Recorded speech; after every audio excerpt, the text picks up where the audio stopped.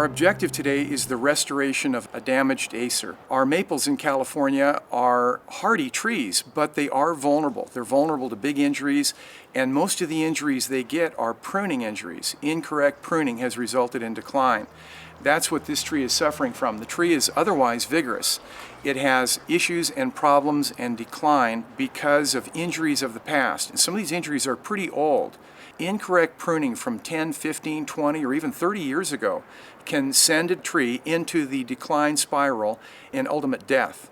So this tree is kind of in that middle ground. The tree may continue, it may restore and respond and recover landscape value again, or we may be unable to interrupt these decay sites and have the tree continue to decline unto death. Here's one defect that we've removed today from this tree. This is all deadwood. This limb has actually split open because of structural weakness and decay. Carpenter bees have gotten access to the tree. There's deep decay. There's very little of this tissue has any circulation in it at all. The principle is that heading down cuts, topping cuts, aggressive pruning, large diameter cuts without new leaders and laterals result in decay and bark loss.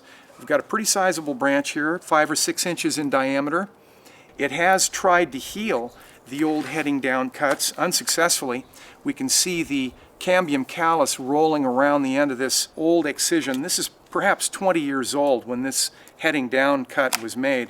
Actually, we can see there were a couple of cuts, one here and one here. You can see 2 attempts of cambium callus formation.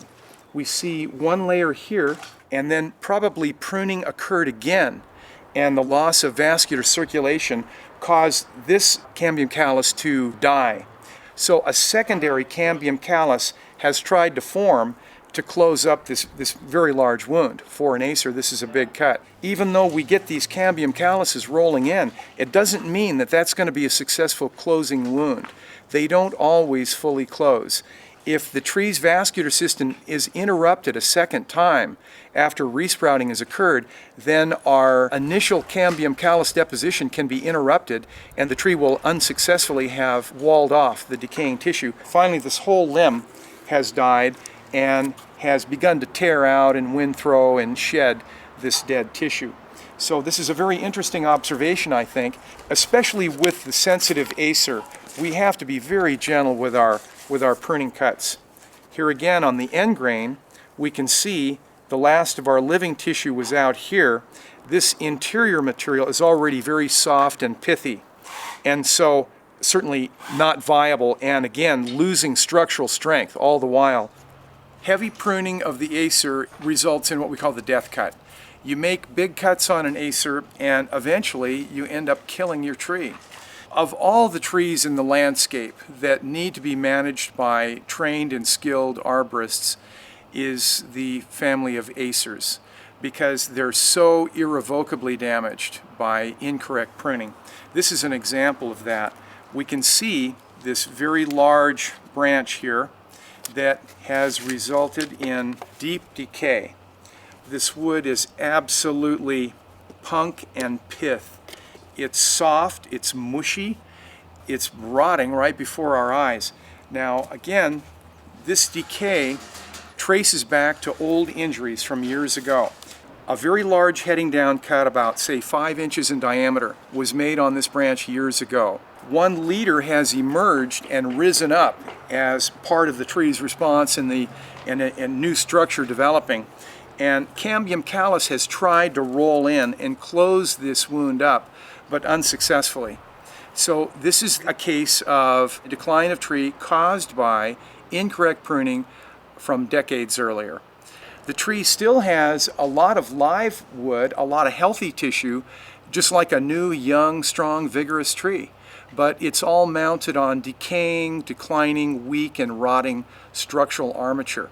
So this is a tree that does not tolerate heavy pruning.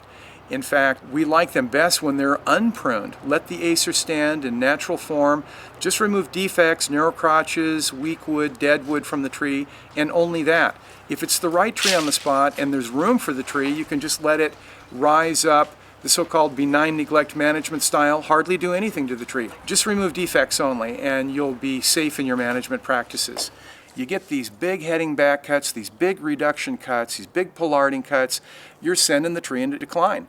It's only a matter of time before the tree finally declines and dies, or you begin to get the accumulation of failures, because this deadwood is going to self-prune. If we don't remove this, this stuff is going to fall out of there on its own. And oftentimes we don't want those consequences. Driveways, parking areas, front yards, walkways, entries, patios, urban settings. We don't want the accumulation of large deadwood like this, especially in the Acer. They're going to self-prune and drop into the landscape. We're removing these for a couple of reasons. One is for safety, and the second one is, of course, to restore the tree. We want to revive and restore and recover this valuable landscape tree. It's pretty sizable in the landscape. We'll put a caliper on the trunk there. It looks like it's a good 18 or 20 inches in diameter, has a lot of presence on site, a lot of value on site.